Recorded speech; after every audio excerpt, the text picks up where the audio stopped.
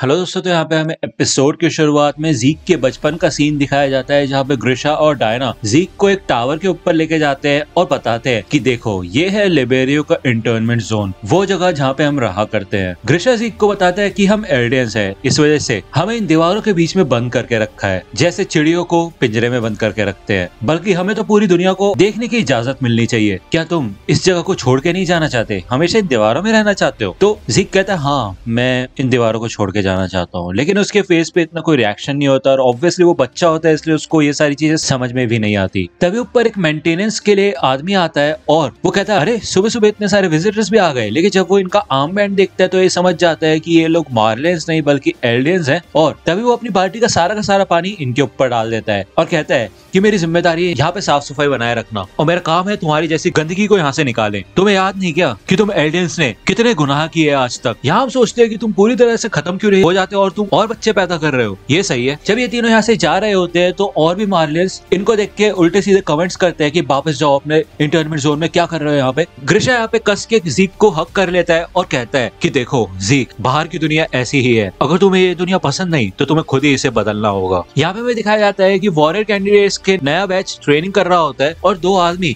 दूर से खड़े होकर देख रहे होते हैं। उन दोनों में से एक आदमी होता है टॉम जेवर और वो कहता है कि मेरा टाइटन इनमें से किसी को मिलेगा। हाँ, जब वो देखता है कि जीक तो भाई बहुत पीछे चल रहा होता है तो दूसरा आदमी जो कि होता है थियो मैगत, वो कहता है कि हाँ, वो हमेशा पीछे ही रहता है क्लास में, उससे तो कोई उम्मीद ही नहीं है, मेरे ख्याल से वो वॉरियर बनने के लायक ही नहीं है। जब ये ट्रेनिंग खत्म हो जाती है तो जीक अपने माता पिता के साथ ग्रैंड पेरेंट्स के घर पे जा रहा होता है और ये जीक से पूछते हैं कि ट्रेनिंग कैसी चल रही है। जीक कहता है कि बहुत टफ है। तो ग्रिशा और डायना यही कहते हैं कि हमें तुम पे पूरा यकीन है कि तुम एक वॉरियर बन सकते हो और वैसे भी तुम्हारे पास एक स्पेशल पावर है और इन सब के अलावा तुम हमारे बेटे हो। जब जीक अपनी दादी के पास आ जाता है तो वो उसके दादा और पेरेंट्स के बीच की कन्वर्सेशन सुनता है। मिस्टर येगर यानी कि ग्रिशा के पिता ग्रिशा से पूछते हैं कि ये सोशल डांसिंग क्लब का क्या सीन है, कब तक चलेंगी ये मीटिंग्स? तुम हर रात वहाँ पे जाते हो, मेरे ख्याल से तुम्हें थोड़ा समय जीक के साथ भी बिताना चाहिए, वो जीक से ज्यादा इंपॉर्टेंट है। तो डायना कहती है कि मुझे पूरा यकीन है कि जीक आगे चल के जरूर समझेगा कि हम ये उसके लिए ही कर रहे हैं। तो मिस्टर येगर यहाँ पे जीक को वो स्टोरी बताते हैं जब लागो को रातों रात खत्म कर दिया गया था। एक बहुत बड़ा मार्लियन शहर 1200 साल पहले टाइटन्स ने खत्म कर दिया था। उसके बाद उन्होंने मोंटे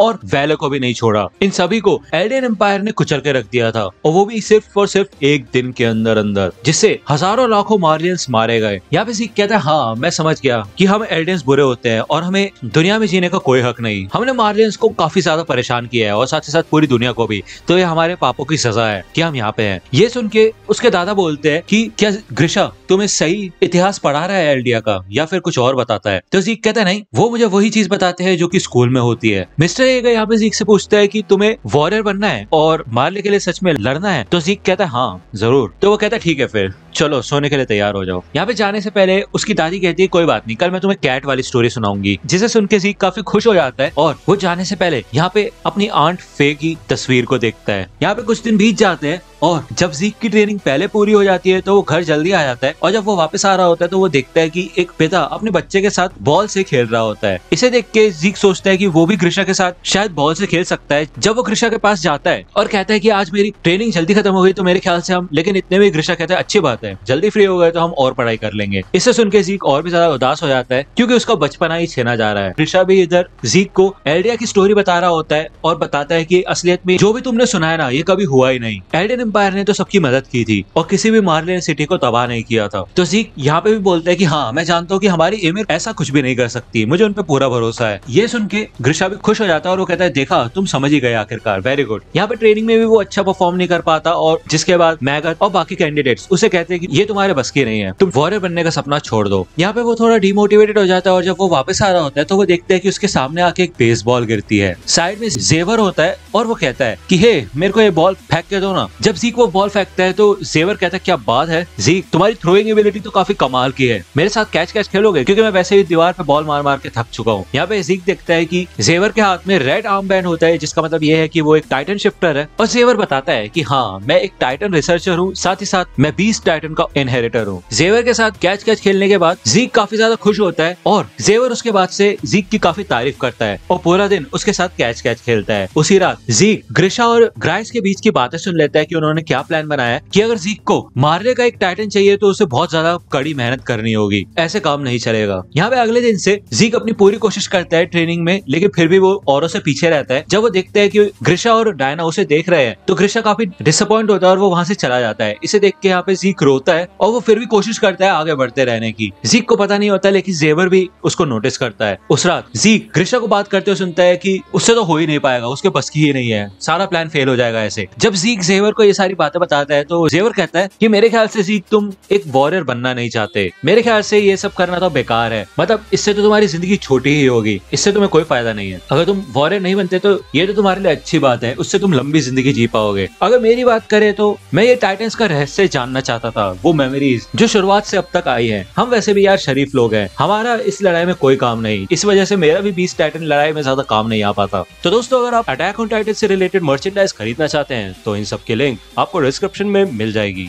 वहां से आप इनको खरीद सकते हैं।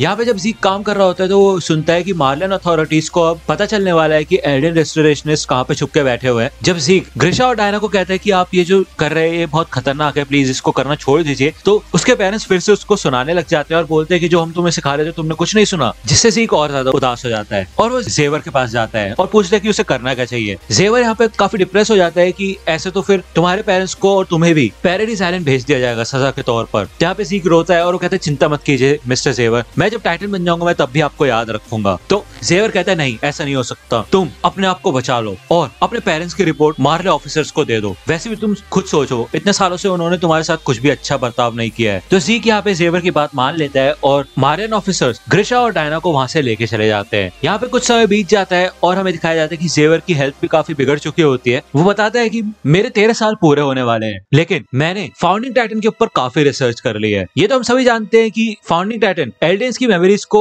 मिटा भी सकता है और बना भी सकता है, लेकिन उसके अलावा वो अपने सब्जेक्ट ऑफ इमेर की बॉडी में भी चेंजेस कर सकता है, क्योंकि एक बार एल्डेन एम्पायर में एक महामारी आई थी जिससे कि कई लोग मारे गए थे और एल्डेन किंग ने रातों रात ही उस बीमारी को गायब कर दिया था। फाउंडिंग टाइटन के इस्तेमाल से उसने सारे एल्डेंस में ऐसे चेंजेस कर दिए थे जिससे कि उस बीमारी को उन पे कोई असर ही ना पड़े और सबके सब लोग एक ही रात में ठीक हो गए थे।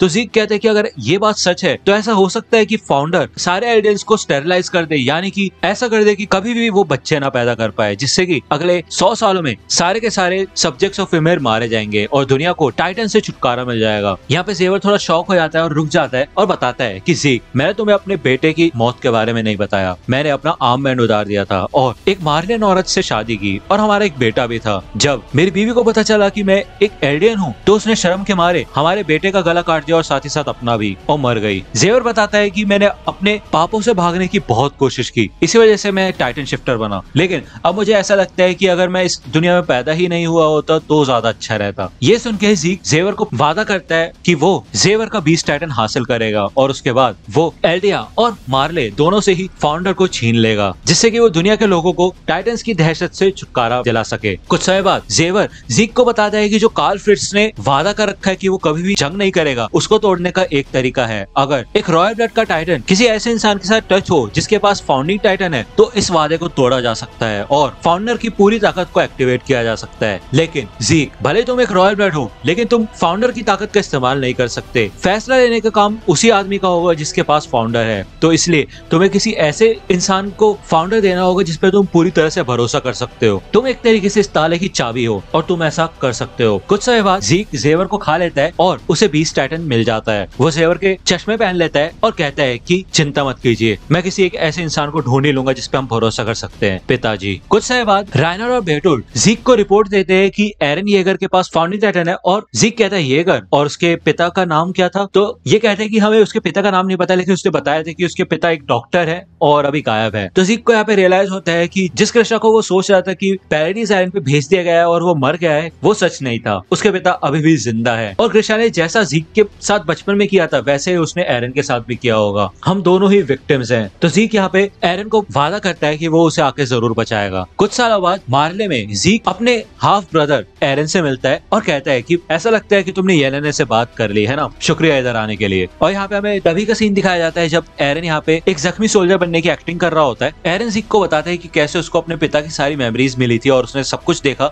कि कैसे ग्रिशा ने राइस फैमिली को खत्म कर दिया, अपने हाथों से उसने बच्चों को भी कुचल दिया जिससे कि वो फाउंडिंग टाइटन छीन सके। बच्चों को इसलिए मारा क्योंकि अगर उनमें से एक भी बच्चा जिंदा रहता तो ऐसा हो सकता था कि फिर से फाउंडिंग टाइटन रॉयल फैमिली के पास चला जाता। वो बच्चे मरे इसलिए हमें जीने का मौका मिला। एरन ज़ीक को बताता है कि मेरे को ग्रिशा का प्लान बिल्कुल भी पसंद नहीं आया, लेकिन अगर एल्डेंस कभी पैदा ही नहीं होते तो उनको इतनी कठिनाई कभी झेलनी ही नहीं पड़ती। तो यहाँ पे फाइनली एरन ज़ीक के साथ मिल जाता है और वो कहता है ठीक है, मैं यूथेनाइजेशन प्लान में तुम्हारा साथ दूंगा। हमें यहाँ पे फिर से घोड़ा गाड़ी का सीन दिखाया जाता है और ज़ीक इधर अपनी सारी की सारी मेमोरीज को याद कर लेता है और लीवाई ने यहाँ पे उसकी कुछ बातें भी सुन ली होती है। वो उसको होश में लाने के लिए कहता है कि चलो फिर तुम्हारे लिए सबसे परफेक्ट सजा यही है कि हम तुम्हें एक टाइटन को खिलवाएंगे। हाँ, मेरे को बिल्कुल भी दया नहीं आएगी ऐसा करने में क्योंकि तुमने पहले ही मेरे कई सोल्जर्स को मार दिया है। तो ज़ीक कहता है नहीं, मैंने उनको बचाया है, मैंने उनके बच्चों की जान बचाई है जिससे कि वो इस दुनिया में आके कठिनाइयों को ना झेले और उन्हें नर्क का सामना ना करना पड़े। यहाँ पे लीवाई वैगन को रोक देता है और वो कहता है लगता है तुम्हारी टांगे फिर से उगने लगी है, समय आ गया इनको काटने का। जब यहाँ पे लीवाई उसकी टांगे काटने वाला होता है तभी यहाँ पे ज़ीक काफी तेज चिल्लाता है और ज़ेवर का नाम लेता है और बिना किसी वार्निंग के वो अपना सर पीछे खींच देता है जिससे कि